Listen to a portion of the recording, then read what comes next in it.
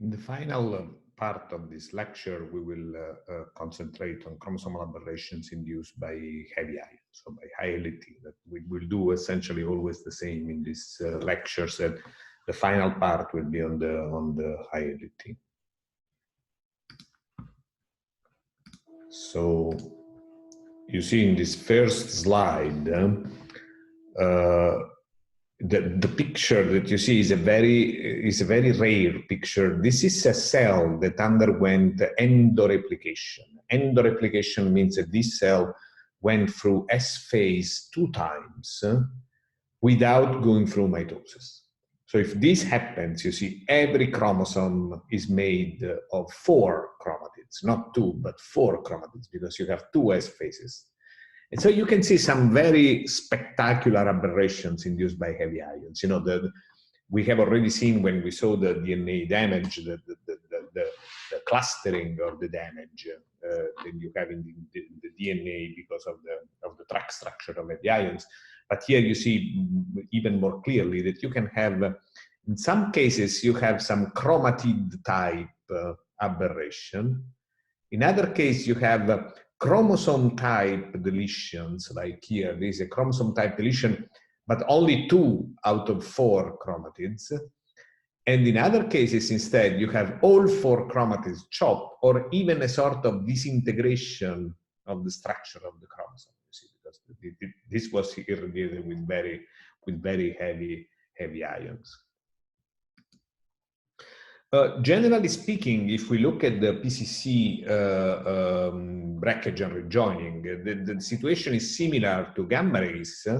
You see that the dose response curve for the induction of PCC is always linear, of course. Not only always linear, but also very little dependent on the type of ion. So you can have the same kind, you measure the same number of breaks per gray, like DNA double-stranded breaks per gray, coherently with the fact that it's not the number that matters, but the nature of the damage. And in fact, if you look at the rejoining, when you have iron ions, you see that the rejoining is much slower or even incomplete as compared. These are carbon ions and these are protons.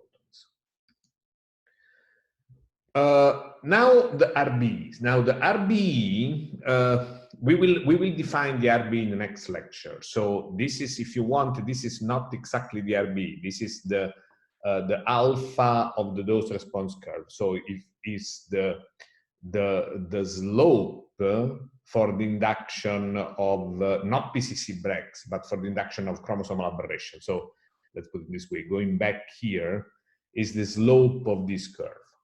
Okay, so the alpha of in the equation alpha d plus beta d square. If you plot the alpha as a function of LET for metaphase analysis or for PCC analysis, you see that essentially the behavior is actually similar. So it goes up with LET up to a maximum around 100 kV per micron, and then goes down again. These are total simple exchanges, and these are complex exchanges. So this behavior with an increase at low LET, a maximum, and then a decrease at low LET, we will see is characteristic of every radiation effect.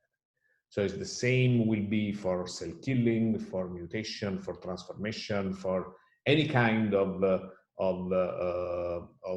results that we will see. We will always see this bell-shaped curve with a maximum around 100 kV per micron. We will see why when we go into the cell killing, but this is only to tell you that this maximum effectiveness in the induction of chromosomal aberration is already seen when you go to either PCC or metaphase analysis.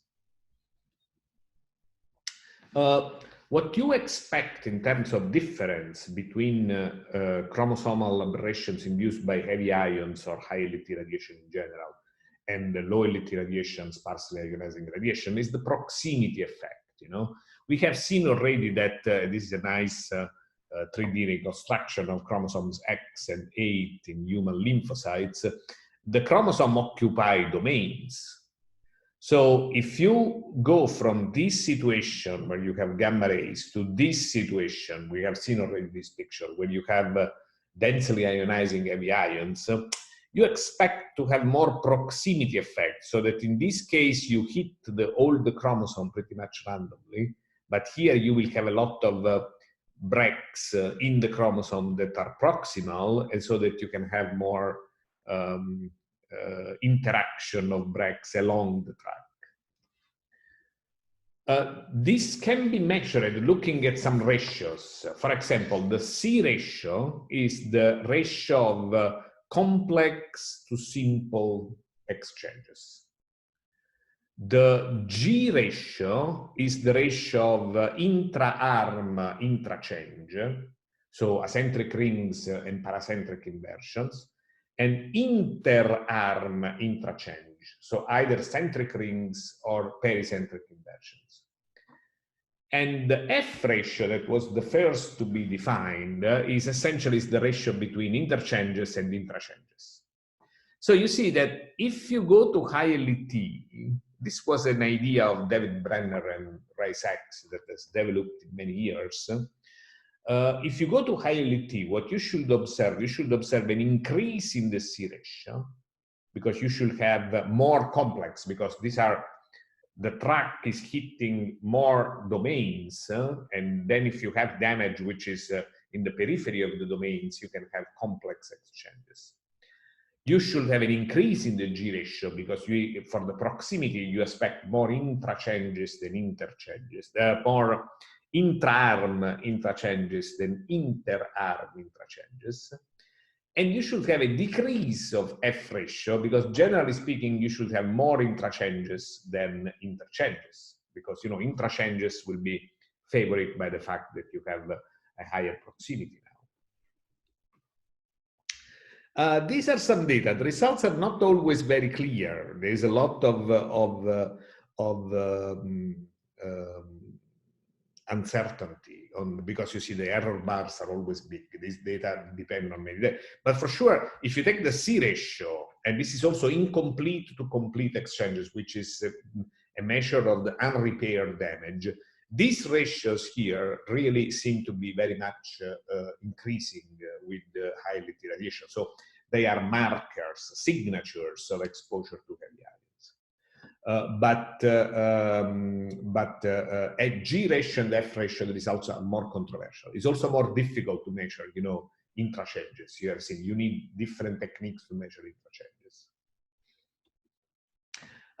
For sure, one thing that you notice is that the distribution of aberrations per cell changes drastically if you move from the low LET to high LET.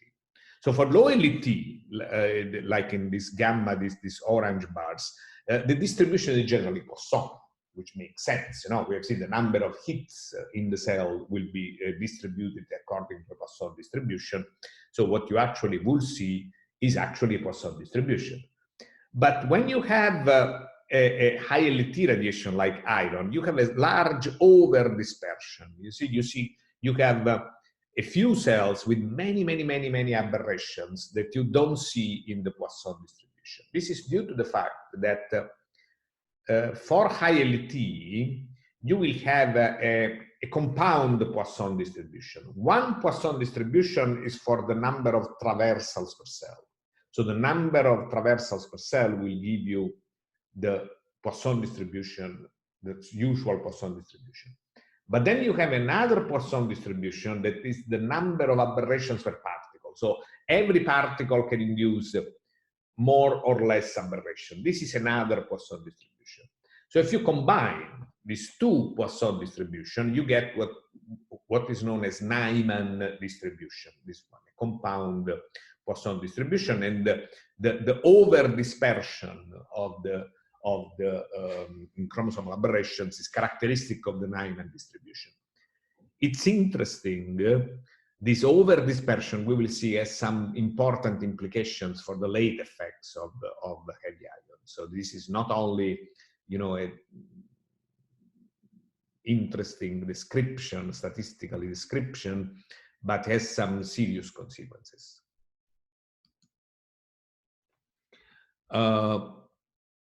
One point, for example, is that we have seen in general that we have seen this curve, this alpha particle, this alpha slope, which goes up. This is the RBE, which is essentially is the ratio of the slopes, if you want. And you see that the ratio of the slopes is very high if you take cells at the first mitosis, but if you look at survivors, you know, second mitosis, third mitosis, this is going down. You see, if you look at the aberration at 144 hours, there is hardly any difference between gamma rays and iron ions. And this is because many heavy ion-induced rearrangements are actually lethal. So you see, this over-dispersion that you see here is translated in a high lethality. So if you look at chromosomal aberrations long after exposure in survivors, you will have less effect. Now, traditionally, chromosomal aberrations can be used for biological dosimetry. When do you need biological dosimetry? You need biological dosimetry either when you don't have physical dosimetry. For example, if you have a nuclear accident, you know, with people that are exposed to radiation without a physical dosimeter, or if you have a terrorist attack, which in case of terrorist attack, of course, many people will be exposed to radiation if there is no physical dosimetry. But in principle, you will need biological dosimetry to understand the inter-individual variability, because, you know, if you have different individuals exposed to the same physical dose, their biological response can be not necessarily the same. Now, you can estimate the so-called equivalent whole body dose if you have a calibration curve. So, for example, this is the number of dicentrics per peripheral blood lymphocytes, which is cells from the blood. We have seen already that the curve is linear quadratic. If now you measure the frequency of chromosomal aberrations in blood lymphocytes of an individual that is suspected to be overexposed to radiation, from this curve, you can actually, you see, you can actually get an estimate of the dose, which in this case is 2 sievert.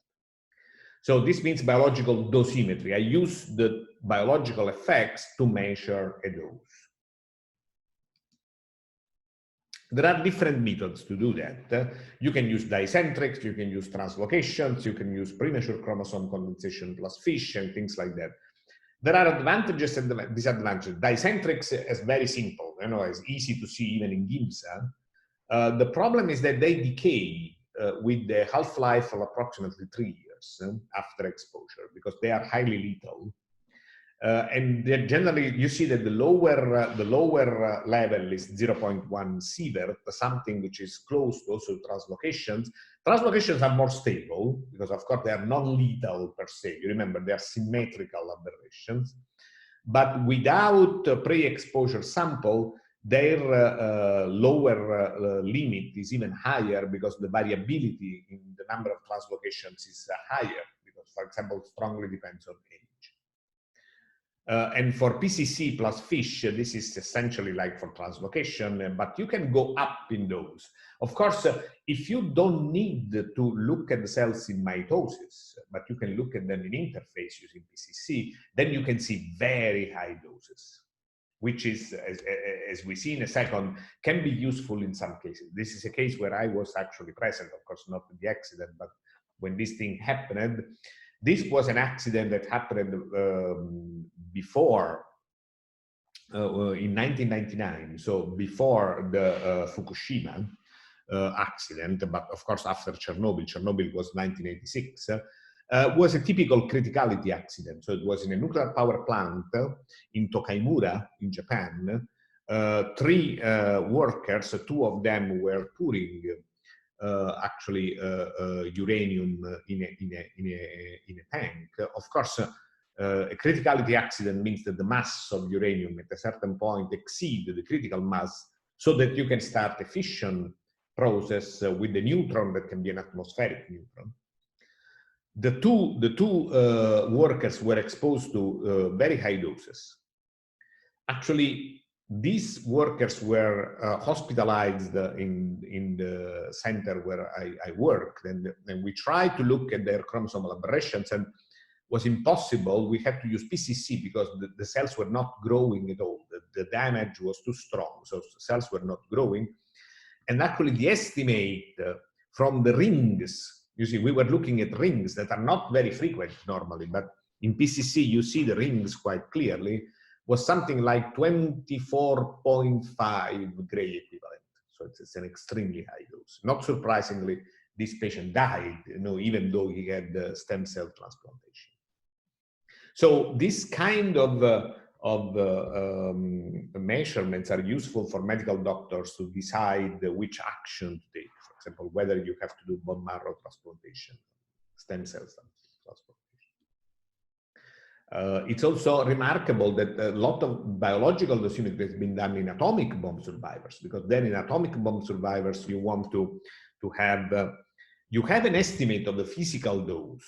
You do the estimate, by the interview of the people, where you were at the time of the bombing, what's the distance from the hypocenter, whether there were building in front of you, and so on.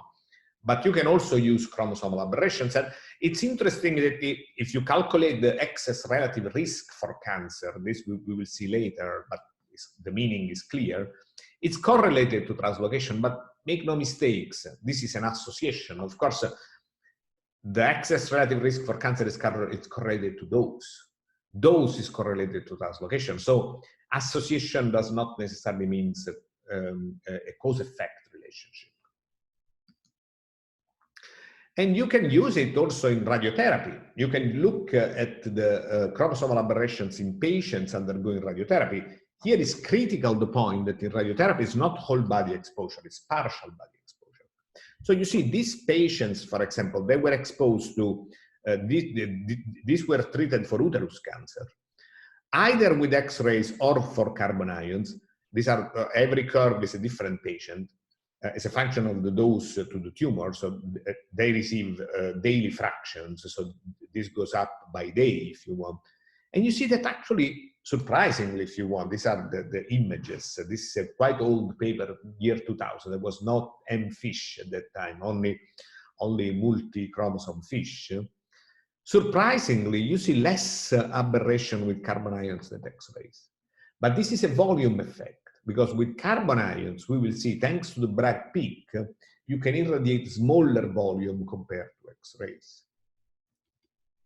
And another interesting application of biodosimetry is in space. And the reason is that even though you can estimate the exposure in space, the radiation field is so different from Earth, and the exposure conditions are so different from Earth, that you can imagine that radiation damage will be different. Actually, this is not completely true. You see, this is an experiment on dicentrics in astronauts after taxi flights. So these are flights of about 1 week, or long-term flights from 3 to 6 months. There is a clear increase, but this increase is what you can expect given the dose absorbed by the astronauts in space. So the models that describe the damage in space are fairly accurate and correspond to the biodosimetric results. This was the last slide, and this concludes this long lecture. I apologize for that. I will then also upload some exercises on this topic on the Moodle webpage. Thank you.